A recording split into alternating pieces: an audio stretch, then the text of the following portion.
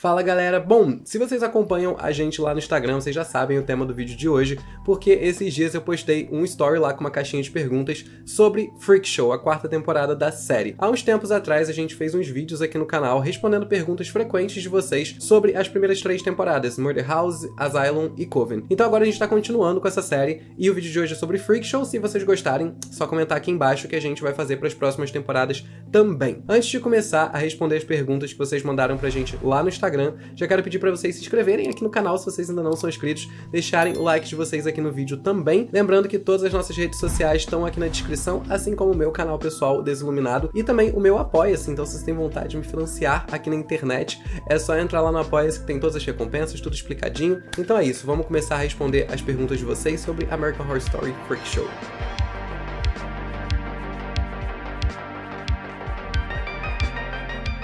A primeira pergunta é da Liv Souza e ela quer saber se a história que conta na série da Elsa Mars e a personagem da Jessica, se a história e a personagem são reais. Então, vamos lá. O personagem da Elsa Mars não é baseado em nenhuma figura real. A Elsa não existiu na vida real, como foi o caso da Madame Lalaurie e de várias outras figuras aí, tipo Dália Negra e tal, que apareceram na série exatamente como elas eram na vida real. O personagem da Elsa foi sim inspirado por várias questões históricas e culturais ali, tanto dos Estados Unidos quanto da Alemanha, e ela teve uma pessoa assim que foi uma fonte grande aí de inspiração pro personagem. Mas a Elsa não conta a história desse personagem, é só uma inspiração, que foi a Marlene Dietrich. Nossa, eu tenho um alemão aqui de quem tá no básico 3 do Duolingo. Mas enfim, a Marlene de fato foi uma inspiração muito grande pra Elsa, inclusive na própria narrativa ali da Elsa na série, ela fala sobre essa questão de ela e a Marlene terem uma rivalidade, etc. Mas enfim, provavelmente só acontece na cabeça da Elsa. A Marlene provavelmente na história da série nem sabia quem ela era, mas ela chega a citar essa atriz justamente por elas terem muitas semelhanças e por ela ter sido uma das inspirações pra criação da Elsa. Inclusive um fun fact é que a Jessica Lange de fato vai protagonizar a biografia da Marlene Dietrich, que a gente tá falando assim, achando que eu tô falando certo, mas provavelmente eu não tô. Mas enfim, ela vai protagonizar a biografia da atriz, que tá sendo produzida pelo Ryan Murphy lá na Netflix. Então assim,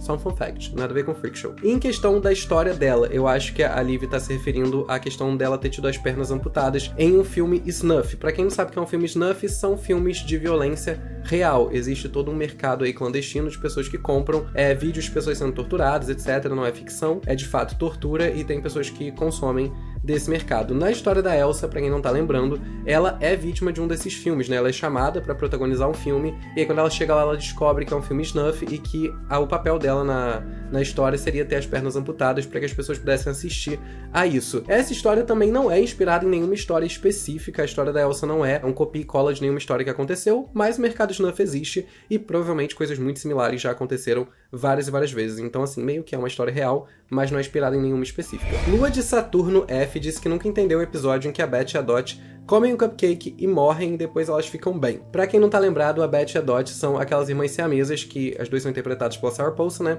Que elas são unidas pelo corpo inteiro, então esteticamente como se elas tivessem um corpo só e 2 cabeças. Bom, tem um episódio em que elas são chamadas pra um passeio ali no parque junto com o Stanley, né? Que é o personagem do Dennis O'Hare, e ele entrega esses cupcakes pra elas.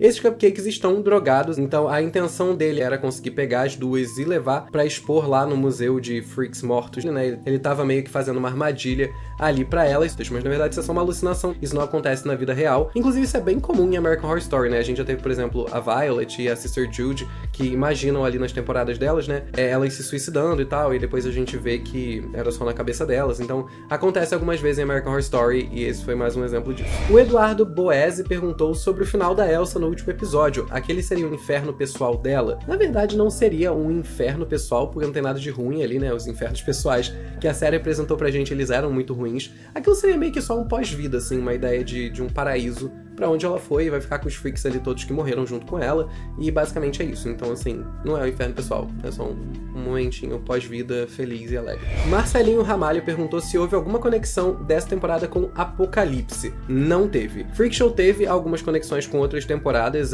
inclusive Freak Show foi a primeira temporada a trazer uma conexão entre temporadas pra American Horror Story, né? Isso não tinha acontecido até a gente ver a história da Pepper sendo contada em Freak Show. Ela é um personagem que apareceu originalmente em Asylum, e aí na 4ª temporada a gente pôde ver a origem dela, né, da onde que ela veio, por que ela foi parar em Briarcliff. Inclusive, no final da temporada, a gente vê até a Mary Eunice, né, que é um personagem lá da segunda temporada, recebendo ela em Briarcliff, meio que fechando ali certinho o ciclo dela e já emendando no começo da história dela em Asylum, que foi a segunda temporada. Outra conexão que também tem em Freak Show em relação a outras temporadas é em relação ao Dr. Arden, né, que é aquele médico nazista da segunda temporada, que antigamente, a gente descobre isso em Asylum mesmo, ele se chamava Hans Gruber, né, depois ele muda esse nome pra que não identifiquem ele, que foi uma coisa que vários e vários nazistas fizeram, de mudar a identidade e tal. Enfim, o Hans Gruber, ele foi o cara responsável por amputar as pernas da Elsa lá naquele filme Snuff que eu comentei com vocês. Ele também aparece ali em Freak Show, mais uma conexão entre essa temporada e Asylum. Outras conexões que a gente também tem em relação à quarta temporada é que lá em Roanoke, se vocês não estão lembrando muito bem, Roanoke é dividido em duas partes, né? A gente tem uma parte que é fictícia, ou seja,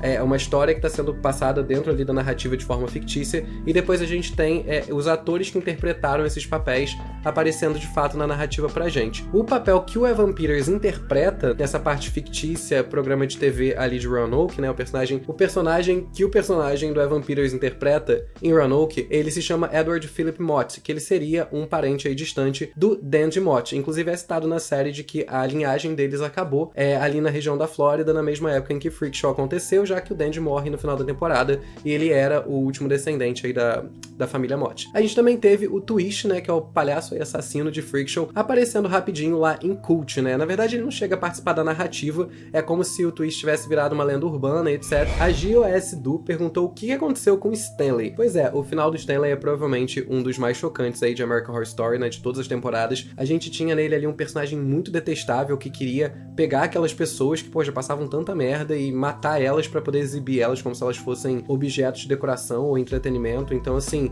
por mais que Freak Show mostre a cultura dos circos dos horrores, etc., a gente sabe que o objetivo da série era mostrar que aquela galera não merecia estar passando por aquilo, que ninguém devia estar pagando ingresso pra ver uma pessoa passando por dificuldades, ou rir dela, ou etc. Enfim, a série traz muito esse lado humano dos freaks e a gente tem ele muito como aquela quebra da galera que tava cagando pra isso, que não enxergava eles dessa forma. Então, o Stanley, no final das contas, os freaks pegam ele, né, e transformam ele, meio que tiram ali os braços, tiram as pernas dele e vestem ele como o Mip, né, que era um dos freaks e acaba sendo morto justamente por todas essas injustiças que aconteciam com eles. Então, o Stanley ele é colocado ali em exposição, como ele queria botar todos os freaks, né, em uma situação deplorável, em que ele foi todo mutilado pra ficar daquele jeito. Então acaba sendo um encerramento de ciclo muito satisfatório pra gente que tá assistindo a série e que tava doido pra ver ele se fuder, e ele se fudeu assim em grande estilo, então foi um final muito bom. Polly Gio perguntou se a série tem alguma conexão com o filme Freaks. Então, isso foi uma especulação que surgiu, acho que até antes mesmo da temporada estrear. Eu acho que já tinha até surgido algumas especulações em relação a isso lá em Asylum, né, por causa do personagem da Pepper. E bom, o que acontece? Assim como o personagem da Elsa tem inspirações muito fortes aí no mundo real, a gente também teve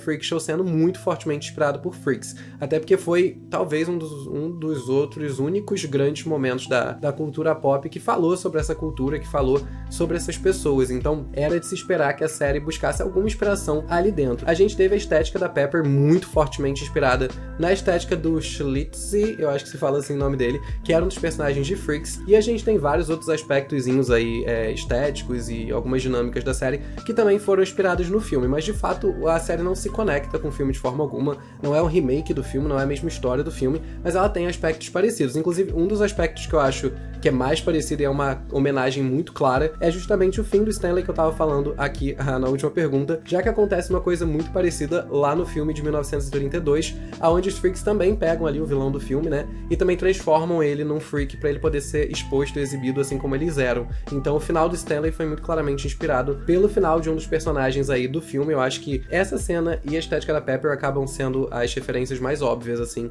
que Freak Show fez a Freaks de 1932. E a última pergunta é do Matt Couto, que perguntou, que falou que nunca entendeu aquela cena da Elsa ali no início, né, no primeiro episódio da temporada, assistindo um filme com uma roupa toda diferente e tal. Eu lembro que essa cena gerou bastante rumores, assim, na época. Muitas pessoas especularam até que seria uma irmã gêmea da Elsa, alguma coisa assim. Mas, assim, a cena não é nada demais, até onde eu me lembro. É só ela assistindo realmente a um filme triste, etc. A estética dela, de fato, tá muito diferente da estética que a Elsa usa. Ela tá com uma roupa ali meio remetendo às figuras dos Pierrots, etc. E, assim, se eu fosse fazer alguma conexão, até eu já vi algumas pessoas especulando sobre isso, a gente teve o fato de que o David Bowie é uma inspiração muito forte da temporada, inclusive uma das cenas mais icônicas é a Elsa cantando Life on Mars, né, que é um dos maiores sucessos dele, e a gente já teve o David Bowie vestido de Pierrot pra um clipe, foi pro vídeo de Ashes to Ashes, que foi um look dele que acabou ficando bem icônico. No caso, esse clipe foi lançado bem depois da época que a série é passada, mas de qualquer forma o David Bowie serviu de inspiração pra várias coisas de Freak Show, e eu não duvidaria que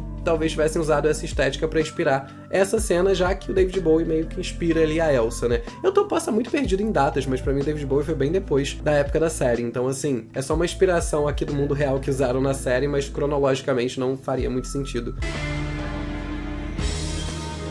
But the film is a saddening bore, 'cause I wrote it 10 times or more.